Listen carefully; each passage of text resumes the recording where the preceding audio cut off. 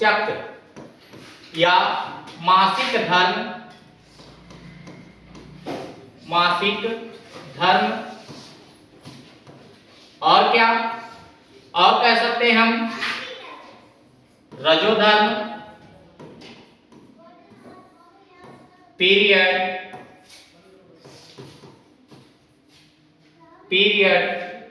रजोनिवृत्ति,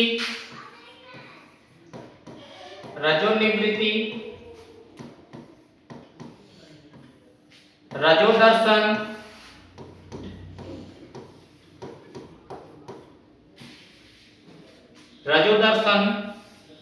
और क्या कहा जाएगा मेंस्ट्रुअल साइकिल,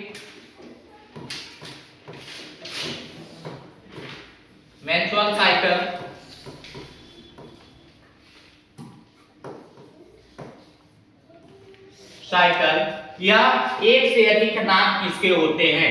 और यह किस प्रकार होता है, यह किस प्रकार देखा जाता है इसके बारे में हम लोग देखेंगे। एक बार यह किस में देखा जाता है, यह मादा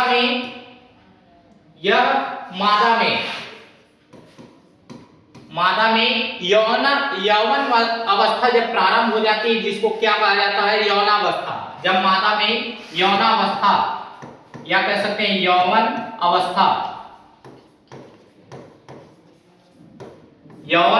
जब प्रारंभ हो जाती है तो कुछ बदलाव देखने को मिलते हैं, कुछ हार्मोन्स कार्य करना शुरू कर देते हैं। और इसी हार्मोन्स के कार्य करने की प्रक्रिया क्या होती है, कुछ बदलाव देखने को मिलते हैं और कुछ हार्मोन्स काम करना शुरू कर देते हैं। इसी हार्मोन्स के बदलाव से क्या होती है, आवर्त चक्र की शुरुआत होती है या रजोधर्म की शुरुआत होती है, रजोनिवृत्ति की शुरुआत होती है, यह क्या यौवन अवस्था कब 11 से 13 वर्ष में, 11 से 13 वर्ष में। और क्या कुछ हार्मोन्स काम करना शुरू कर देते हैं, हार्मोन्स कार्य करना शुरू कर देते हैं। इन हार्मोन्स के कार्य करने की प्रक्रिया क्या कहलाती है, यह रजोधर्म कहलाती है। और यह किस प्रकार देखे जाते हैं, आप लोग को पढ़ाया गया था मादा जनन तंत्र, फीमेल रिप्रोडक्टिव सिस्टम, मादा जनन तंत्र पढ़ाया गया था आप लोग को।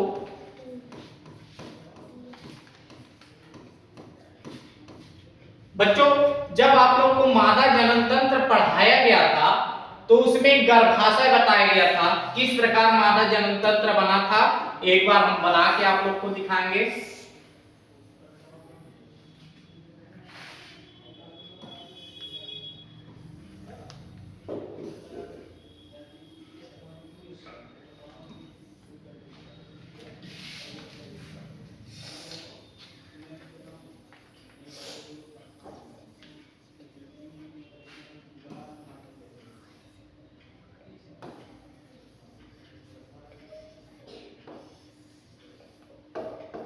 यह क्या है मादा जनन तंत्र, और यहां पे क्या है, यह अंडाणु उपस्थित है, यह अंडाशय है। अंडाशय में क्या बनते हैं, अंडाणु बनते हैं।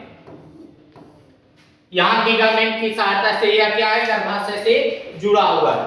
सबसे पहले आप लोग यह क्या है, यह अंडाशय है। अंडाशय से क्या अंडाणु बनते हैं। अंडाशय में ही अंडाणु का निर्माण होता है। जब यह अंडाशय या जो अंडाणु होता है वह कहां जाता है, यहां फैलोपियन ट्यूब में, फैलोपियन नलिका या अंडवाहिनी नलिका में जाता है। किस भाग में, सेकंड वाले भाग, जिसे तुम्बिका या एम्पुला कहा जाता है, तुम्बिका या एम्पुला कहा जाता है। जब यहां से यह अंडाणु गया, जब यहां से यह अंडाणु एम्पुला वाले भाग में गया तो वह कुछ दिनों तक, जैसे क्या कहा जा सकता है, 7 से 14 दिनों तक, 7 से 14 दिनों तक किसका इंतजार करता है, यहां से शुक्राणुओं का इंतजार करता है, शुक्राणुओं का इंतजार करता है। अगर महिला संभोग की क्रिया न करे तो, जब यहां से यह अंडाणु यहां एम्पुला वाले भाग में चला गया तो यहाँ एक ब्लड की एक सतह बनती है। यहाँ ब्लड की, खून की, रक्त की एक परत बनती है। यहाँ रक्त की एक परत बनना शुरू कर देती है। जब यहाँ से अंडाणु निकला, यहाँ पहुंचा फैलोपियन नलिका में, यहाँ एक रक्त की परत बनना शुरू कर देगी। अगर यह रक्त की परत कैसी है, प्योर खून की परत होती है बच्चों, यह प्योर खून की परत होती है। क्यों? क्योंकि यह पहले ही, जैसे हम लोग के घरों में जब कोई नया मेहमान आने वाला रहता है तो सब बिस्तर उस्तर बढ़िया से, नया नया चादर सब बिछाते हैं, बढ़िया से सब बिस्तर लगाते हैं, पकवान बनता है। उसी तरह इसमें भी यह जो गर्भाशय होता है वह सोचता है नया मेहमान आने वाला है। गर्भाशय क्या सोचता है? नया मेहमान आने वाला है। और उस नया मेहमान के लिए क्या हुआ? रक्त की, प्योर रक्त की, शुद्ध रक्त की एक परत बनाती है, जिसमें क्या होता है, अगर वह निषेचन हो गया तो यहाँ पे क्या होगा? भ्रूण का निर्माण होना शुरू कर देगा। लेकिन अगर निषेचन नहीं हुआ, अगर निषेचन नहीं हुआ तो क्या होगा? यह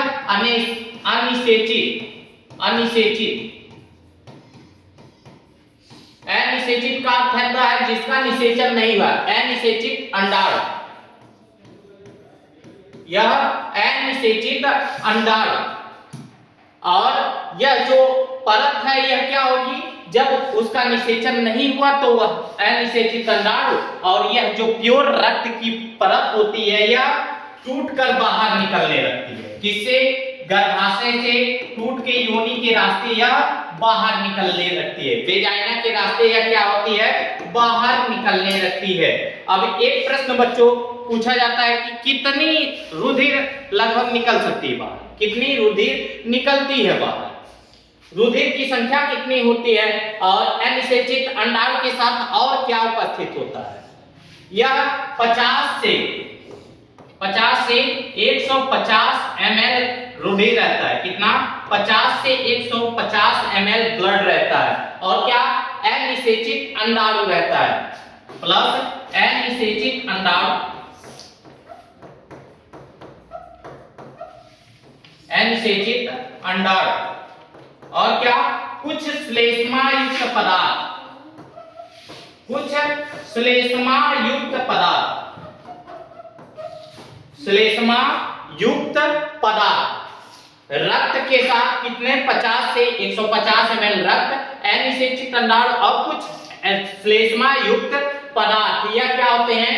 शरीर के, योनि के रास्ते, वेजाइना के रास्ते बाहर निकलने लगते हैं। इसी को क्या कहा जाता है? इसी को आर्तव चक्र कहा जाता है। इसी प्रक्रिया को आर्तव चक्र कहा जाता है। यह कितने दिनों तक चलती है? यह प्रक्रिया 3 से 5 दिनों तक चलती है। 3 से 5 दिनों की प्रक्रिया रहती है। यह 3 से 5 दिनों की जो प्रक्रिया रहती है इसी को पीरियड कहा जाता है। इसी को आवर्त चक्र, मासिक धर्म, अनेक नामों से जाना जाता है। अनेक नामों से क्या किया जाता है? यहां जाना जाता है। और एक बात, यह जो 3 से 5 दिनों की प्रक्रिया रहती है, 3 से 5 दिनों की यह प्रक्रिया रहती है। कभी कभी किसी में 3 दिन हो जाता है और कभी किसी में 7 दिनों की प्रक्रिया आगे पीछे होने लगते हैं, कोई दिक्कत नहीं है इसमें। यह 3 से 5 दिन की जो प्रक्रिया होती है इसमें क्या होता है? यह जब शरीर का जो अंतः परत होता है, गर्भाशय का अंतः परत, यहां क्या लिखेंगे? गर्भाशय का अंतः परत,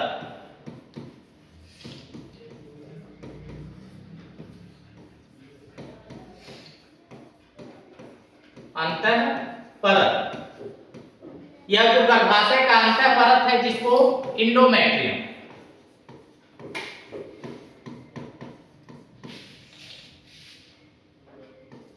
इंडोमेट्रियम कहा जाता है। यह क्या करती है?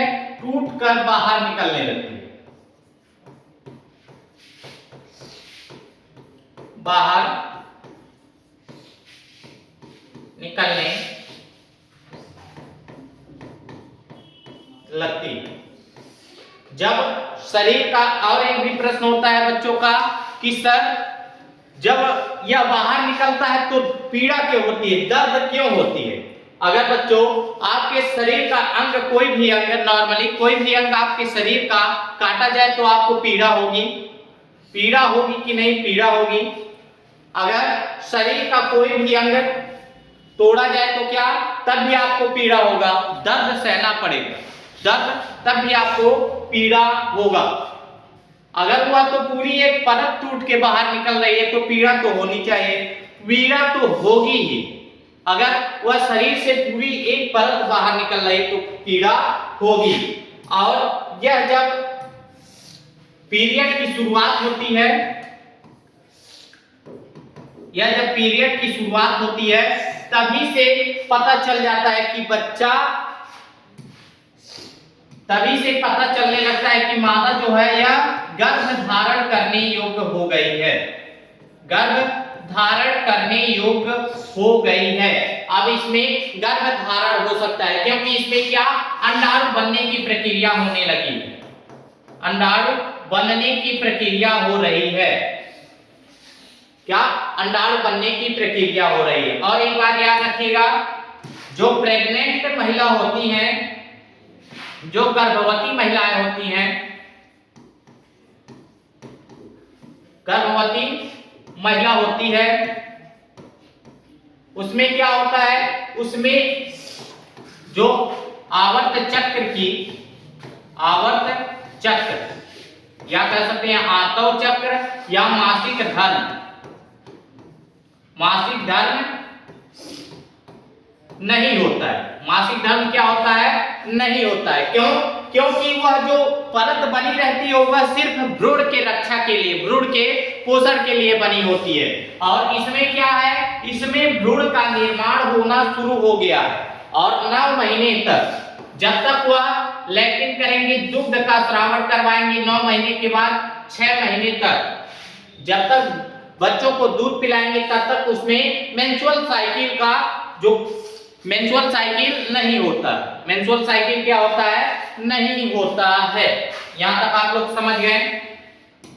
अब इसकी भी कुछ स्टेजेज होते हैं बच्चे, यह भी कुछ अवस्थाओं में पाए जाते हैं, यह भी कुछ अवस्थाओं में पाए जाते हैं। यहां देखेंगे कि रजो मासिक चक्र क्या होती है, यह किस प्रकार देखे जाते हैं। रजोधर्म या मासिक चक्र, आर्तव चक्र, मेंस्ट्रुअल साइकिल, इसके अनेक नाम हो सकते हैं।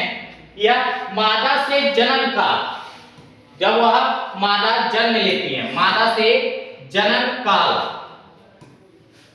जनन काल प्रारंभ के समय के साथ ऋतुस्राव प्रारंभ हो जाता है। जब ऋतुस्राव प्रारंभ होता है तो इसको क्या कहा जाता है, रजोदर्शक। क्या कहा जाएगा, रजोदर्शक। कितने वर्ष में, 11 से 13 वर्ष में, जो जनन काल के समाप्ति के पश्चात रुक जाता है। और जब जनन काल समाप्त होता है तो उसको क्या कहा जाता है, उसको कहा जाता है रजोनिवृत्ति, रजोनिवृत्ति। निवृत्ति का अर्थ है छुटकारा पाना, रजोधर्म से क्या, छुटकारा पाना। यह कितने वर्ष में होता है, यह 45 से 50 वर्ष की आयु तक होता है, 45 से 50 वर्ष की आयु तक होता है। यहाँ इस काल के प्रतिमाह है अंडाशय से एक अंडे, प्रतिमाह अंडाशय से एक अंडे का उत्सर्जन होता है। कितने, 2 अंडाशय हैं, एक इधर और एक इधर।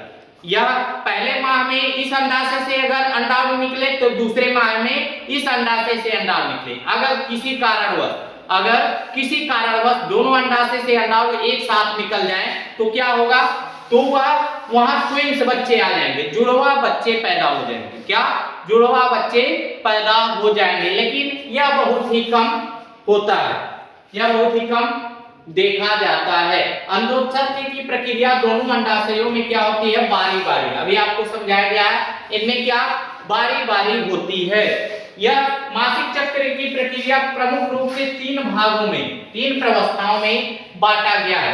3 प्रवस्थाएं कौन कौन से हो सकते हैं। पहला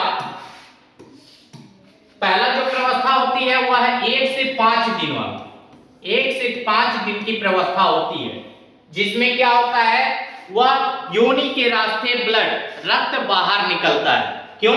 क्योंकि जो एंडोमेट्रियम परत होती है, एंडोमेट्रियम परत, वह क्या टूटकर बाहर निकलती है। इसमें जो हार्मोन्स होते हैं, कौन कौन सा हार्मोन, टेस्टोस्टेरोन और एस्ट्रोजन, नहीं सॉरी, इसमें कौन सा, प्रोजेस्टेरोन और एस्ट्रोजन, प्रोजेस्टेरोन और एस्ट्रोजन।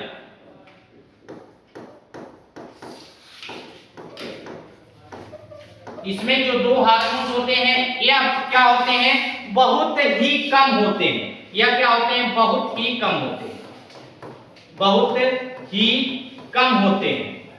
और जिससे उनकी जो यह एंडोमेट्रियम परत होती है वह सिकुड़ जाती है, और सिकुड़ के जब वह टूटने लगती, टूट के बाहर निकलती है, पहला स्टेज रहता है 1 से 5 दिन का।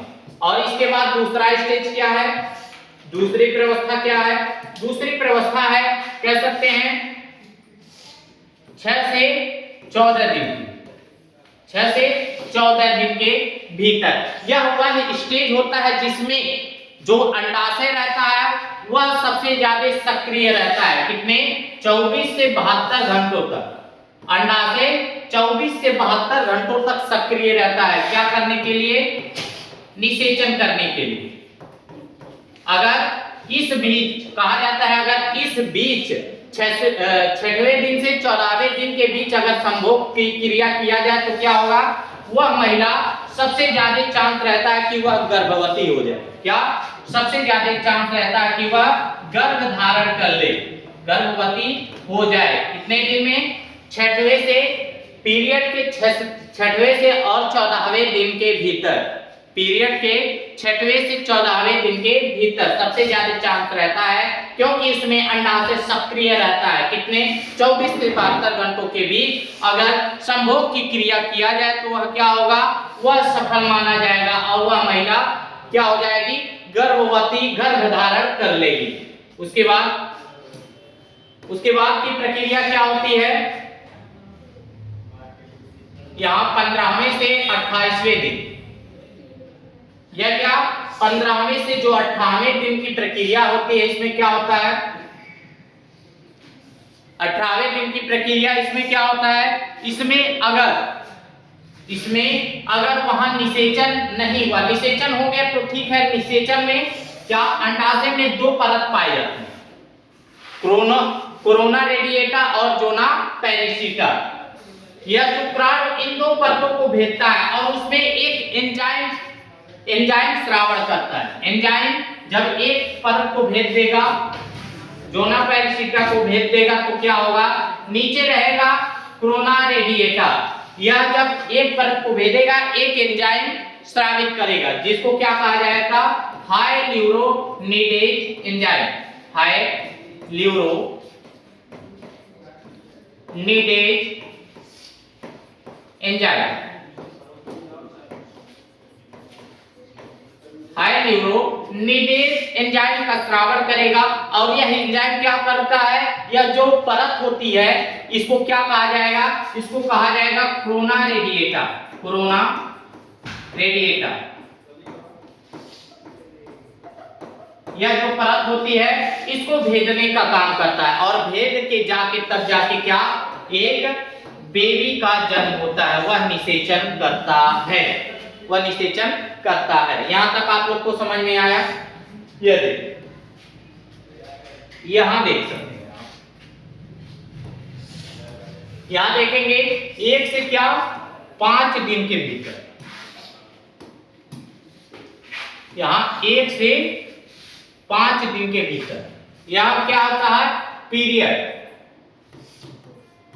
यहां पीरियड या कह सकते हैं आर्तव चक्र होता है, या आर्तव प्रवस्था होती है, आर्तव प्रवस्था होती है। उसके बाद यहाँ 6वें से लेके 14वें और 15वें दिन, इसको क्या कहा जाता है, फर्टिलिटी फेज, या कह सकते हैं निषेचन प्रवस्था, निषेचन प्रवस्था,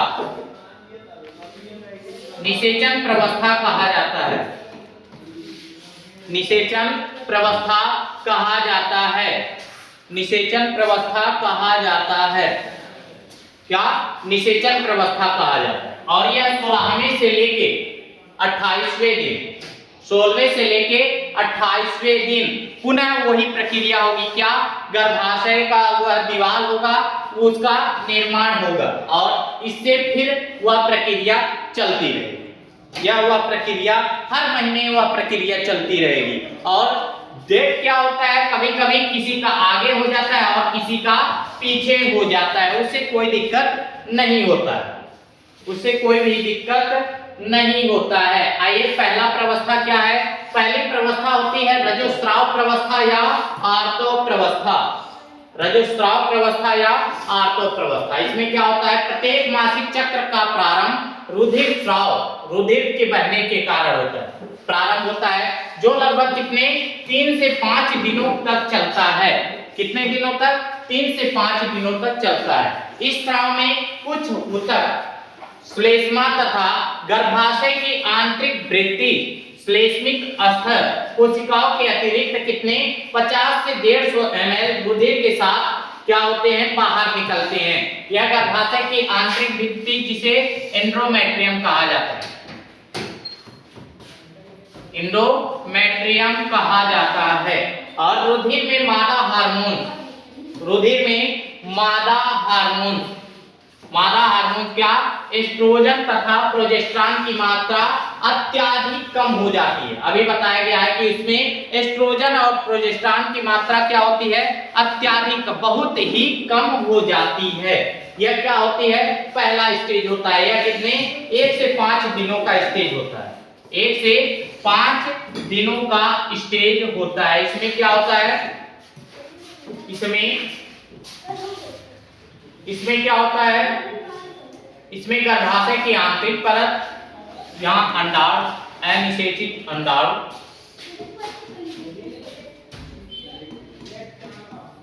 अनिषेचित अंडाणु प्लस गर्भाशय की आंतरिक परत जिसे एंडोमेट्रियम कहा जाता है, एंडोमेट्रियम,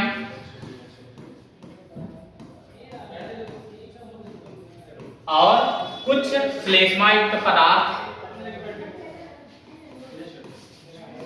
श्लेष्मा युक्त पदार्थ, श्लेष्मा युक्त पदार्थ। यह एंडोमेट्रियम कितने 50 से 150 ml रुधिर का स्राव करती है। 50 से 150 ml रुधिर का स्राव करती है। यहां तक समझ में आया सभी बच्चों को? इसके बाद दूसरी प्रवस्था आती है पूर्व अंडोत्सर्गी प्रवस्था। क्या? पूर्व अंडोत्सर्गी प्रवस्था। इसमें क्या होता है? यह क्या होती है? 6 से 14वें दिन की अवधि होती है।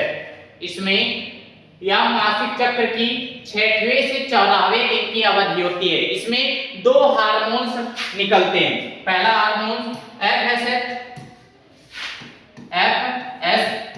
दूसरा LH हार्मोन और तीसरा क्या? एस्ट्रोजन और चौथा प्रोजेस्टेरॉन। 4 हार्मोन काम करते हैं।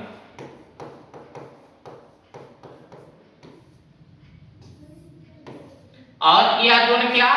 GnRH, gonadotropin releasing hormone, gonadotropin releasing hormone के द्वारा यह LH ल्यूटिनाइन हार्मोन और क्या होती है?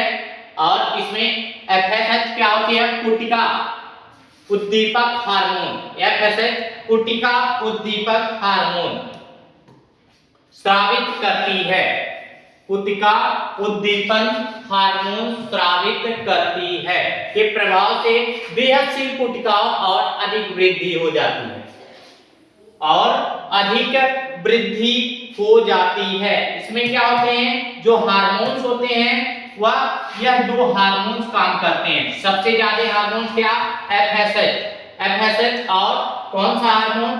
और एस्ट्रोजन नामक हार्मोन्स काम करना शुरू करते हैं। यह जो FSH और LH हार्मोन्स होते हैं वह मस्तिष्क के पश्च भाग जिसे या जहां एक पीयूष ग्रंथि नामक एक ग्रंथि होती है, पीयूष ग्रंथि, उससे स्रावित होते हैं और स्रावित होने के बाद गर्भाशय में जाते हैं और दो हार्मोन का स्रावण करते हैं। पहला हार्मोन कौन सा है? एस्ट्रोजन, और दूसरा हार्मोन होता है प्रोजेस्टेरॉन का स्रावण करते हैं। जो एस्ट्रोजन होता है वह मादा में लैंगिक लक्षणों का निर्धारण करता है। एस्ट्रोजन मादा में लैंगिक लक्षणों का निर्धारण करता है और जो प्रोजेस्टेरॉन होता है वह मादा में जो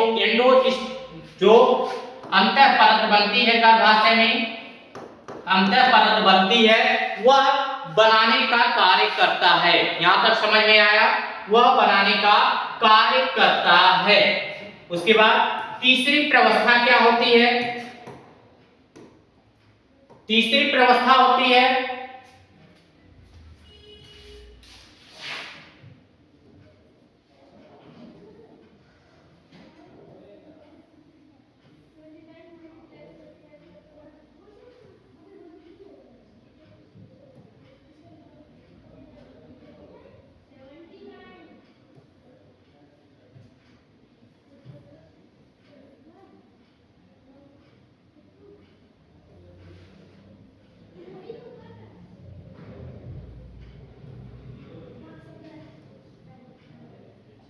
यह बच्चों तीसरी प्रवस्था होती है।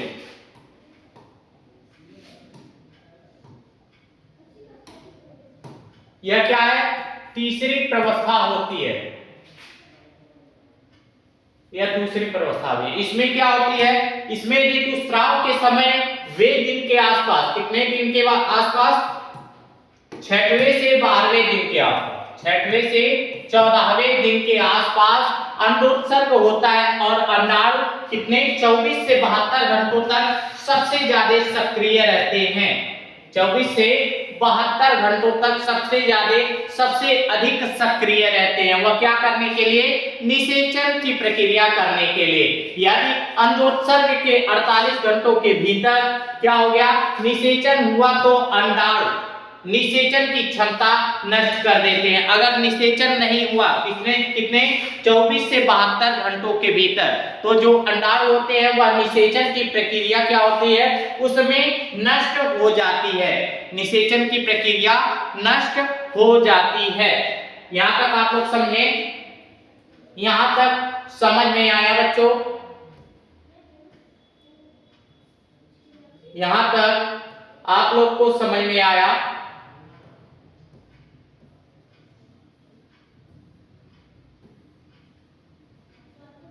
उसके बाद एक प्रवस्था होती है क्या? पश्च अंडोत्सर्गी प्रवस्था। पश्च अंडोत्सर्गी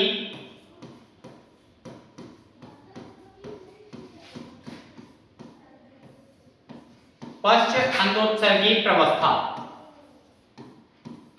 यह कौन सी? तीसरी प्रवस्था मानी जाती है। तीसरी प्रवस्था मानी जाती है।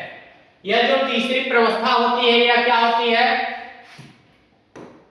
यह प्रवस्था होती है कितने दिन के? 14वें से लेके 28वें दिन। यह 14वें से लेके 28वें दिन की प्रवस्था होती है और इसमें कुछ हार्मोन्स कार्य करना शुरू करते हैं। पहले यहां देखिए, यह एक पैराग्राफ है हार्मोन्स के काम करने की प्रक्रिया। यहां पहले क्या? हार्मोन काम करना अपना नॉर्मल या क्या है? पीरियड। उसके बाद यहाँ क्या होता है? नीचे जाते हैं यहाँ, या अंडाणु बनने की प्रक्रिया यहाँ से पहले धीरे धीरे शुरू होती है। उसके बाद यहाँ जब जाएंगे 14वें दिन, 14वें दिन जब हो जाएगा तो यहाँ से अंडाणु बनने की प्रक्रिया तेजी से होगी, फिर नॉर्मल वही स्टेज आ जाएगी और यहाँ हार्मोन्स का काम करना बंद हो जाएगा। यहाँ पे कौन कौन से हार्मोन्स काम करते हैं? LH, luteinizing hormones, FSH। यह दोनों क्या है? GnRH, गोनाडोट्रोपिन रिलीजिंग हार्मोन्स, यह इसके बने होते हैं। यहाँ पे हार्मोन्स का कार्य करना शुरू होता है बच्चों, हार्मोन्स का काम करना शुरू होता है। यह देख सकते हैं किस प्रकार वह प्रक्रिया में अपना वर्णन देते हैं। यहाँ क्या होता है? यहाँ देख सकते हैं कि यहाँ यहाँ पीरियड की शुरुआत है, रजोदर्शन की शुरुआत है। इसके बाद यहाँ पर धीरे धीरे यह नॉर्मल स्टेज में जाएंगे और कितने 13वें दिन या 13वें या 14वें दिन, यहाँ 14वें या 7 से लेके 14वें दिन के भीतर यह नॉर्मल रहेंगे, लेकिन जैसे ही 14वें दिन के ऊपर जाएगा यह परत तेजी से बनना शुरू कर देते हैं, यह परत तेजी से बनना शुरू हो जाता है, शुरू हो जाता है। और 28वें दिन की प्रक्रिया होती है, फिर वह परत नॉर्मली अपने स्टेज में जाता है और वहां से फिर वह प्रक्रिया शुरू होने लगती है।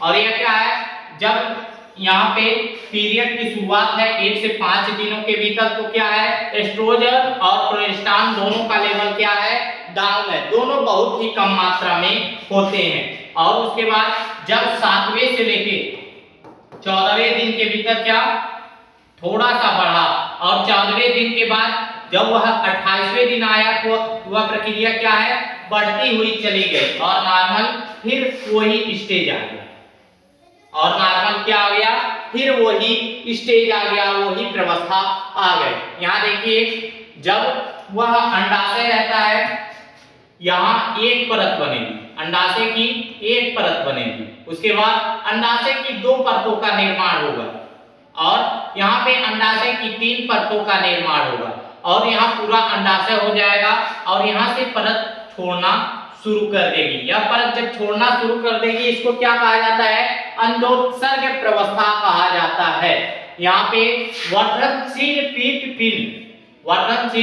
पीठ पिंड का निर्माण हो जाता है। यहाँ FSH और LH हार्मोन, जब पीरियड की शुरुआत होगी, पीरियड रहेगा तो क्या होगा, वहां FSH और LH हार्मोन दोनों नॉर्मल स्टेज पे रहेंगे और कुछ समय बाद कितने 14वें दिन के बाद यह भी क्या सबसे ज्यादा हाईएस्ट स्टेज पे क्या चले जाएंगे, LH हार्मोन, और लोअर स्टेज पे क्या रहेंगे, FSH हार्मोन रहता है, FSH हार्मोन रहता है।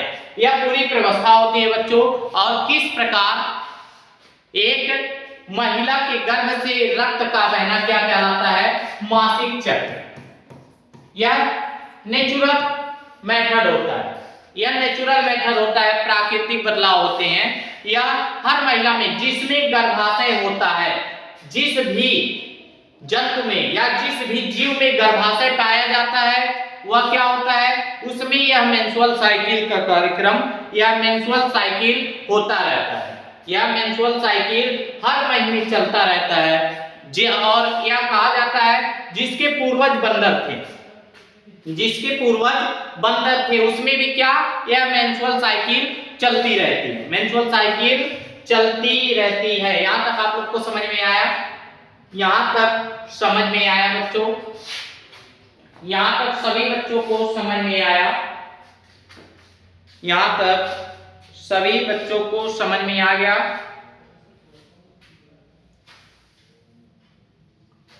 सर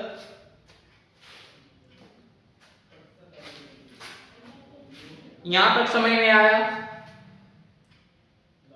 सर क्या पीरियड के शुरुआत में हाइट घटती जाती है, हाइट नहीं बढ़ती है? नहीं बच्चों, यहाँ हाइट का कोई भी इंपायर नहीं है, यहाँ पे हाइट से कोई भी दिक्कत नहीं है, ऐसी बात नहीं है। हाइट में एक ग्रोथ हार्मोन होता है जो हाइट के लिए उपयुक्त होता है और कहा जाता है कि 18 साल की उम्र के बाद वह ग्रोथ हार्मोन जो होता है वह बहुत ही कम मात्रा में हो जाता है, जिससे हाइट रुक जाती है। सभी बच्चों को समझ में आ गया, समझ में आया? एक बार आप लोग देख सकते हैं। सभी बच्चे एक बार अच्छे से इसको एक बार पुनः रिवीजन करेंगे और रिवीजन करने के बाद तब आप लोग बताएंगे कमेंट में कि क्या दिक्कत है इसमें, आपको क्या चीज नहीं समझ में आया, उस पर एक बार फिर से वीडियो लाया जाएगा और एक बार इसका फुल 1 शॉट लाया जाएगा और इस पे क्वेश्चन भी कराया जाएगा। आज के लिए इतना ही। सभी बच्चे हंसते रहिए, मुस्कुराते रहिए और खूब जम के पढ़ाई करते रहिए। आज का क्लास यहीं तक। जय हिंद, जय भारत।